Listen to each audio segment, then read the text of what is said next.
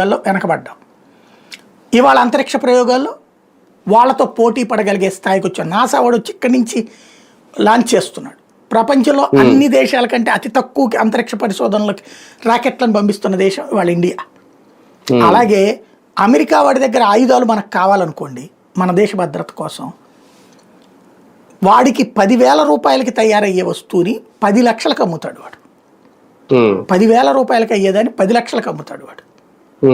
దానికి మళ్ళీ 1,000,000 షరతులు పెడతాడు. వీడితో కాల్చకూడదు, వాడిని కాల్చితే మాత్రం ఒప్పుకుంటాం, లేకపోతే దానికి సంబంధించిన రిపేర్లు చేయడానికి ఇంత లెక్క అంత లెక్క అని నానా చావ చేత కొడుతుంటాడు.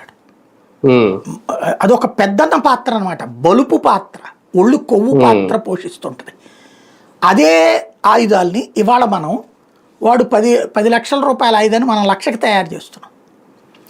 వాడు 10 లక్షలు అనే డ్రోన్ని మనం 1,00,000కే తయారు చేస్తున్నాం. పైగా వాడికంటే పవర్ఫుల్. ఇప్పటిదాకా అమెరికా వెపన్స్ అత్యంత పవర్ఫుల్ అనే ప్రచారం చేసుకునేవాళ్ళు. అమెరికా అంటే సూపర్ పవర్ అనేటటువంటిది. వాడు F-35 2 నెలల పాటు మన దగ్గర కూర్చోవాల్సి వచ్చింది. వాడు F-16 మనం మిగ్గుతో కూల్చేసాం. ఇది భారత్ గొప్పతనం, భారత్ శక్తి. ఇది తట్టుకోలేకపోతున్నారు.